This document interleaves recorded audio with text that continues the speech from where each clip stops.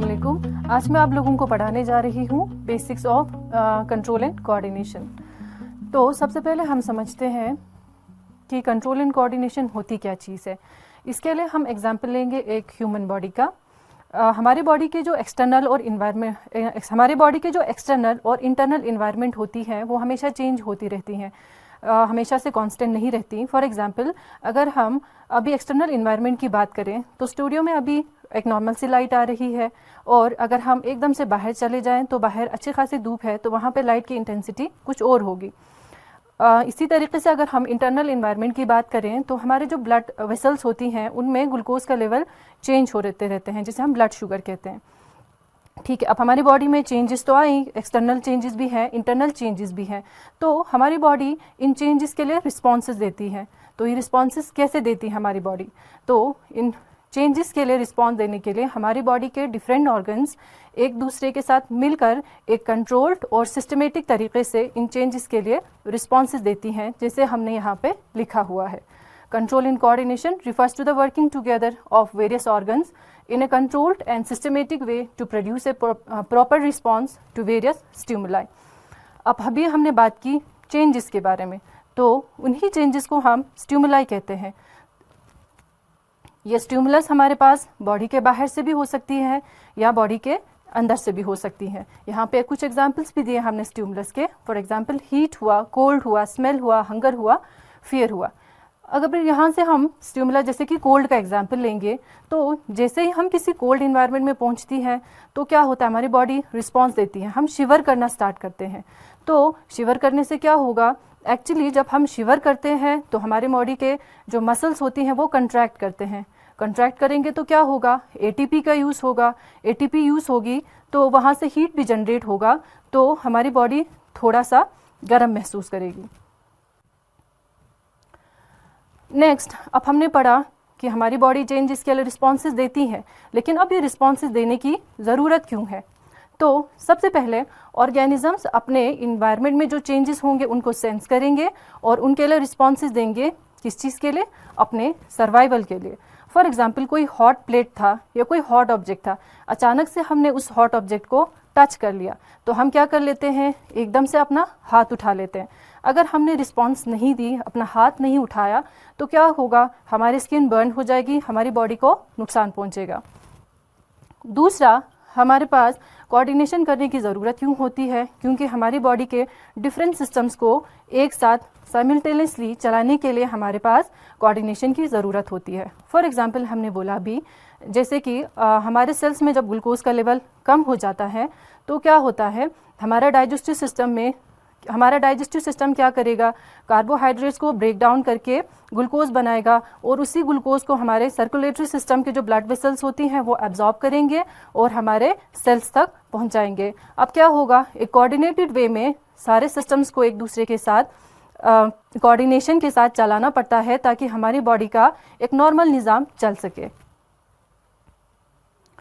अब हमने अभी बात की कि कोऑर्डिनेशन की, हमारे बॉडी के डिफरेंट ऑर्गन्स एक दूसरे के साथ कोऑर्डिनेट करके, एक दूसरे के साथ ताउन करके चलाते हैं। अब ये जो ताउन चलाने के लिए हमारे बॉडी में दो सिस्टम्स हैं जो इन ताउन को कराने में मदद करता है। सबसे पहला हमारा होता है नर्वस कोऑर्डिनेशन। अब ये जो नर्वस कोऑर्डिनेशन हमारे पास कौन करता है? सबसे पहले इसमें हमारे बॉडी का नर्वस सिस्टम इंक्लूड होता है, जिसमें हमारे पास जिसका काम क्या होता है, ये हमारे बॉडी में जो चेंजेस आई उसके लिए क्विक रिस्पॉन्स देने का काम हमारा नर्वस सिस्टम करता है। फॉर एग्जांपल अभी हमने प्रीवियसली एक एग्जांपल दिया आपको कि जैसे कोई हॉट प्लेट हुआ, उसको आपने टच की तो आप एकदम से हाथ उठाते हो। ये नहीं है कि आप पहले सोचोगे या कुछ करोगे या आराम आराम से हाथ उठाते हैं। या फॉर एग्जांपल जब किसी डॉग ने आपको चेस किया तो आप क्विकली वहाँ से रन करते हो, तो उस टाइम हमारी बॉडी में जो चेंजेस था, बाहर से हमने जो चेंजेस फेस की, उसके लिए जो हमारी बॉडी रिस्पॉन्सेज दे रही है वो किसके मदद से देती है? नर्वस सिस्टम की मदद से। और ये जो नर्वस कोऑर्डिनेशन होती है सिर्फ एनिमल्स में प्रेजेंट होती है, प्लांट्स में नर्वस सिस्टम नहीं होती है।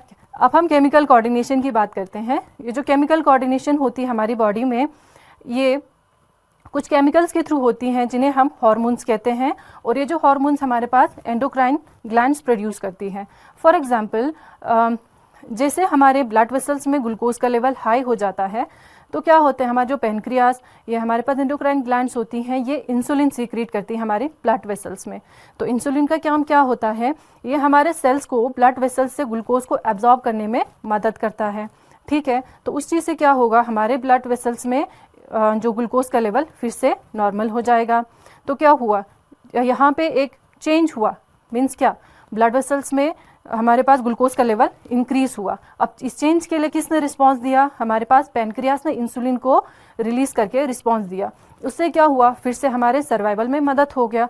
अब अगर इस रिस्पांस जनरेट नहीं होता तो क्या होता, इंसुलिन रिलीज नहीं होता तो क्या होता, तो ऐसा होता हमारे ब्लड वेसल्स में ग्लूकोज का लेवल इंक्रीज होता, जिससे हमारे ब्लड वेसल्स डैमेज हो सकती हैं, हमें वेरियस इश्यूज हो सकती हैं, हार्ट्स का, किडनी का, या हमारी आइज़, वो सारे डैमेज हो जाती हैं, जैसे कि शुगर पेशेंट्स में होता है। और इसके अलावा केमिकल कोऑर्डिनेशन प्लांट्स में भी होती हैं। जैसे हमने पहले बोला कि जो प्लांट्स में नर्वस कोऑर्डिनेशन नहीं होती, बिकॉज उनमें नर्वस सिस्टम नहीं होती है। तो प्लांट्स में भी हमारे पास कुछ हार्मोन्स होते हैं जिन्हें हम फाइटो हार्मोन्स बोलते हैं। ये जो फाइटो हार्मोन्स होती हैं, जब प्लांट्स को स्टिमुलस को फेस करते हैं, फॉर एग्जांपल लाइट हुआ, ग्रेविटी हुआ, तो इनके लिए रिस्पॉन्सेस देने का काम हमारे पास फाइटो हार्मोन्स करते हैं। अब हमने अभी बोला कि जो हमारा नर्वस सिस्टम होता है वो नर्वस कोऑर्डिनेशन में मदद करता है। तो हम देखेंगे कि एनिमल्स में या इंसान में ये जो नर्वस सिस्टम होती है किस चीज़ से बना हुआ होता है और इसमें कौन कौन से ऑर्गन्स इंक्लूड होती हैं। तो जो एनिमल का नर्वस सिस्टम होता है मेन 2 पार्ट्स में डिवाइडेड है। पहला वाला हमारे पास जो पार्ट है वो होती है सेंट्रल नर्वस सिस्टम। ठीक है, सेंट्रल नर्वस सिस्टम में वर्ड ही छुपा हुआ है सेंटर, जिसका मतलब होता है वो ऑर्गन्स जो हमारी बॉडी के सेंटर में प्रेजेंट है। तो सेंटर में कौन सा पार्ट्स प्रेजेंट है, ब्रेन, और पीछे से जो हमारा स्पाइनल कॉर्ड होता है वो। ठीक है, अब ये जो सेंट्रल नर्वस सिस्टम होता है वो एक कमांड सेंटर की तौर पर काम करता है। मीन्स क्या होगा, कोई भी इंफॉर्मेशन होगा तो उस चीज़ के लिए हमें क्या रिस्पॉन्स देना है, उस चीज़ का फैसला कौन करता है, हमारे पास central nervous system. For example, किसी हॉट प्लेट को हमने टच किया तो हाथ उठाना है कि नहीं उठाना है, ये जो फैसला कौन करेगा, हमारा सेंट्रल नर्वस सिस्टम। लाइक हम ऐसे देख सकते हैं कि हम मतलब अगर प्लेट कम गर्म होगा तो हम हाथ नहीं उठाते हैं। ठीक है, तो अगर ज़्यादा गर्म होगा हम तभी हाथ उठाते हैं। हाथ उठाना है नहीं उठाना है, वो जो हमारे पास फैसला कौन देगा, हमारे पास ब्रेन या स्पाइनल कॉर्ड। कैसे देगा, ये प्रोसेस करेंगे कि टेम्परेचर ज़्यादा है, कि मतलब हमें डैमेज हो सकता है, टेम्परेचर की वजह से हमारे हाथों को डैमेज हो सकता है या नहीं हो सकता है। ये जो फैसला हमारे पास ब्रेन और स्पाइनल कॉर्ड करेगा, और उसी के अकॉर्डिंग हमारा ब्रेन और स्पाइनल कॉर्ड फैसला देगा कि हमें हाथ को उठाना है या नहीं उठाना है। नेक्स्ट आता है हमारे पास पेरिफेरल नर्वस सिस्टम। तो इसमें आती है हमारे नर्व्स, जो कि क्या होती है, हमारे सेंट्रल नर्वस सिस्टम से ही निकलता है। इसमें होती है हमारे पास वो नर्व्स जो हमारे ब्रेन से निकलता है। दूसरा आता है हमारे पास हमारे स्पाइनल कॉर्ड से निकलने वाले नर्व्स। ये सारे मिलकर हमारे पास क्या बनाते हैं, पेरिफेरल नर्वस सिस्टम। अब हमने बात की हमारे नर्वस सिस्टम की, तो ये जो हमारा नर्वस सिस्टम होता है वो बना किस चीज़ से होता है।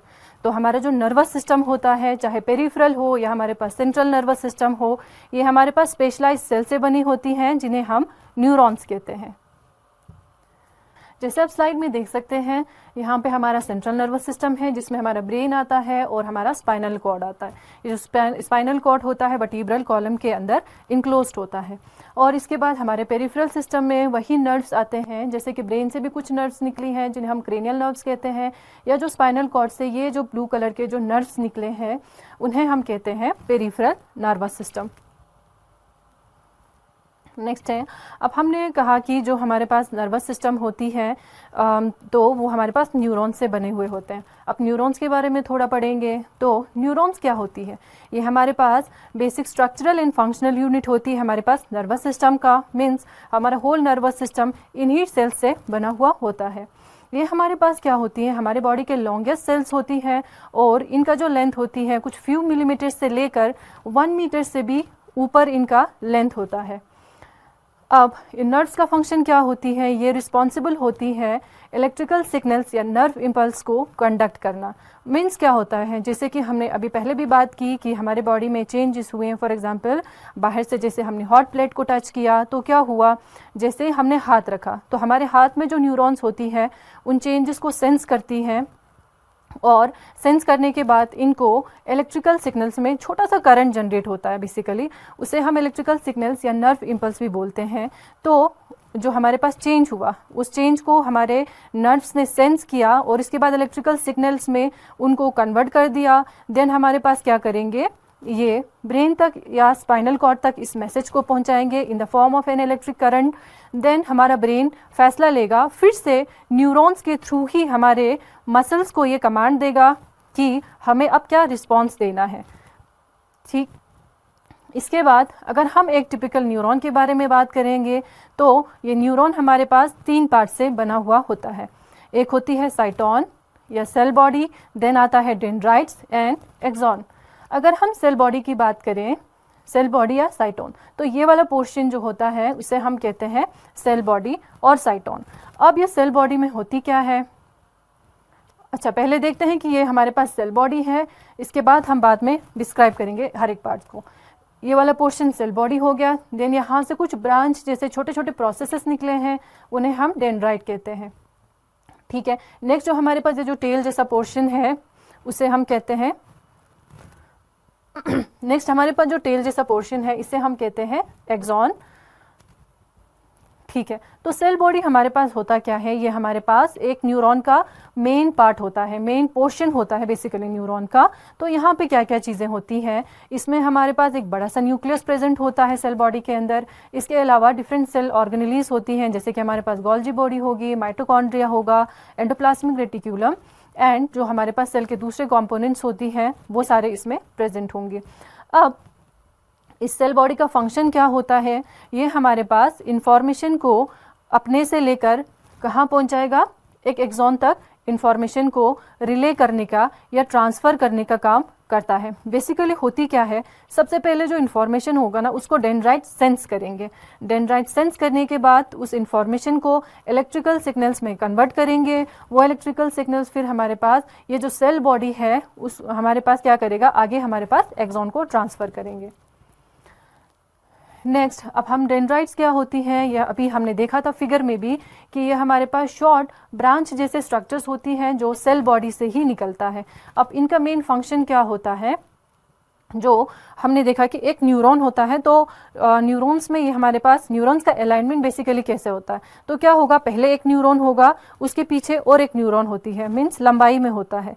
तो इनका डेंड्राइट्स का फंक्शन क्या होता है, इनका फंक्शन ये होता है कि जो इनसे पहले वाले जो पहले वाला न्यूरॉन होगा वहाँ के एक्सॉन से इंफॉर्मेशन को ये डेंड्राइट्स इकट्ठा करते हैं, फिर क्या करेगा, यही इंफॉर्मेशन ये सेल बॉडी को पहुँचाएगा। जैसे यहाँ लिखा हुआ है, their job is to receive message from other neurons and allow the message to travel to the cell body. अब ये जो हमारे पास हमने कहा कि ये जो डेंड्राइट्स होती हैं पहले वाले न्यूरॉन्स से इंफॉर्मेशन को रिसीव करते हैं, तो किससे करते हैं ये डेंड्राइट्स, बेसिकली इन डेंड्राइट्स में हमारे पास क्या होती हैं, रिसेप्टर्स प्रेजेंट होती हैं डेंड्राइट्स के सरफेस पे, जिसके मदद से वो क्या करते हैं, पहले वाले न्यूरॉन से इंफॉर्मेशन को हमारे पास इकट्ठा करते हैं। क्या होगा, इसमें थोड़ा सा इस तरीके से चलता है, जो पहले वाले न्यूरॉन्स में हमने बोला सबसे पहले क्या होगा, एक करंट जनरेट होगा। तो करंट जनरेट होते होते जब वो करंट एक्सॉन तक पहुंचता है तो एक्सॉन के टर्मिनल से कुछ हमारे पास केमिकल्स रिलीज हो जाती हैं। उन केमिकल्स को हम लोग कहते हैं न्यूरोट्रांसमीटर। ये जो न्यूरोट्रांसमीटर्स वहाँ से निकलकर पहले वाले न्यूरॉन के टर्मिनल से निकलकर डेंड्राइट्स के रिसेप्टर्स पर बाइंड होंगी। तो क्या करेगा, अब ये जो डेंड्राइट्स होती हैं जैसे ही रिसेप्टर बाइंड करेगा एक छोटा सा फिर से करंट जनरेट करना स्टार्ट कर देगा। वही करंट अब फिर सेल बॉडी में पास होगा, देन सेल बॉडी से एक्सॉन में। लास्टली एक्सॉन्स क्या होती हैं, ये हमारे पास एक टेल लाइक स्ट्रक्चर होती हैं जो न्यूरॉन्स के सेल बॉडी से निकलता है। अब सेल बॉडी का वो पार्ट जहाँ से ये हमारे पास एक्सॉन निकलता है उन्हें हम उस साइड को हम कहते हैं एक्सॉन हिलॉक। अब कुछ एक्सॉन्स में हमारे पास क्या होती हैं, कुछ एक्सॉन्स ऐसे ही अनकवर्ड होती हैं, तो कुछ हमारे पास न्यूरॉन्स में एक्सॉन्स के बाहर से भी कुछ सेल्स होती हैं जो कि एक एनवेलप की तरह उस एक्सॉन्स को कवर करते हैं। तो वैसे वाले सेल्स को जो कि क्या कर रहे हैं, एक्सॉन्स को बाहर से कवर कर रहे हैं, ऐसे सेल्स को हम लोग बोलते हैं शॉन सेल्स। और ऐसे न्यूरॉन्स जिनमें हमारे पास शॉन सेल्स का एनवेलप प्रेजेंट होगा, उन सेल्स को हम लोग, उन न्यूरॉन्स को हम लोग कहते हैं माइलिनेटेड न्यूरॉन्स। इसके बाद जो हमारे पास एक्सॉन होगा वो हमारे पास लास्ट में क्या हो जाता है, टर्मिनेट करके लास्ट में छोटे छोटे हमारे पास नर्व टर्मिनल्स में हमारे पास टर्मिनेट हो जाता है, मतलब ख़त्म हो जाते हैं। एक्सॉन के लास्ट में, जैसे हमने पहले वाली स्लाइड में भी देखा, जो एक्सॉन का ये हमारे पास सीधे एक्सॉन है और लास्ट में उसका भी थोड़े से ब्रांच जैसे टर्मिनल्स एंड बन के हमारे पास एक्सॉन ख़त्म हो जाता है। अब यहाँ पे एक छोटा सा डेफिनेशन है कि साइनेप्स क्या होता है। तो मैंने जो आप लोगों को पहले भी पढ़ाया, जो हमारे पास न्यूरॉन्स होती हैं उनका अलाइनमेंट कैसी होती है, मतलब वो होते कैसे हैं। तो हमने बोला जो हमारे पास न्यूरॉन्स, पहले एक न्यूरॉन होगा, उसके पीछे और एक न्यूरॉन प्रेजेंट होगा।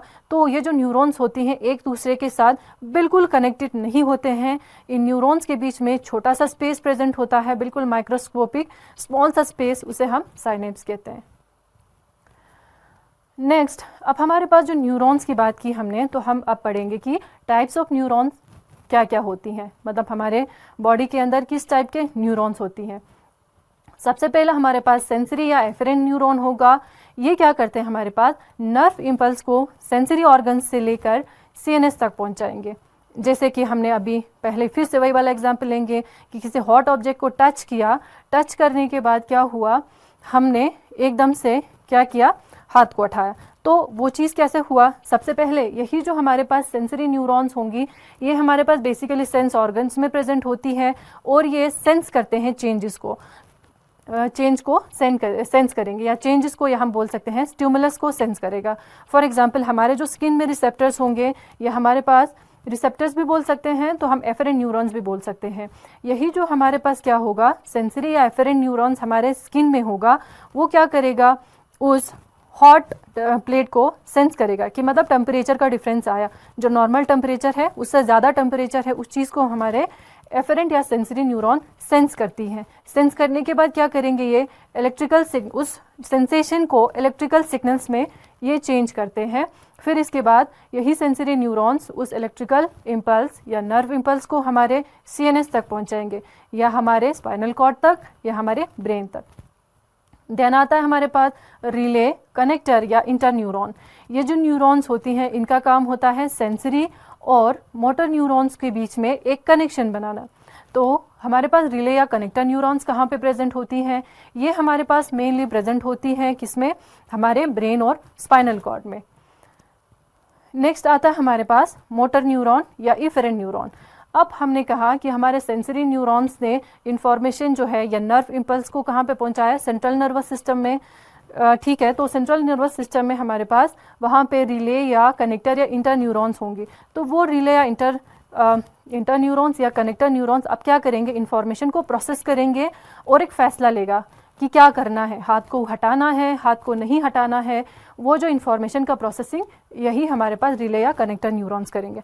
अब लगा कि टेम्परेचर बहुत ज़्यादा है, हाथ को हटाना पड़ेगा, तो उस इंफॉर्मेशन को अब ये हमारे पास कनेक्टर या रिले न्यूरॉन्स किसको दे देते हैं, हमारे पास मोटर या इफेक्टर न्यूरॉन्स को दे देते हैं। तो अब ये मोटर न्यूरॉन्स कहाँ होगा, ये सीएनएस से इंफॉर्मेशन को ले जाएंगे हमारे ऑर्गन्स तक। फॉर एग्जांपल हमारे स्मूथ मसल्स तक, या हमारे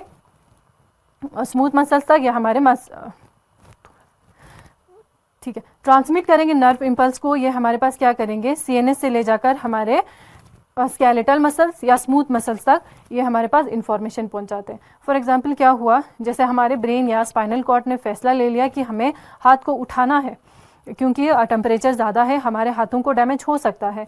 तो क्या करेगा, इंफॉर्मेशन प्रोसेस करने के बाद नर्व इम्पल्स के फॉर्म में ही ये जो इंफॉर्मेशन हमारे रिले या कनेक्टर न्यूरॉन्स किसको देंगे, मोटर न्यूरॉन्स को देंगे। अब ये मोटर न्यूरॉन्स हमारे मसल्स को लास्ट में बताएगा कि आपको हाथ उठाना पड़ेगा, अदरवाइज हाथ को डैमेज हो सकता है। Thank you, that's it.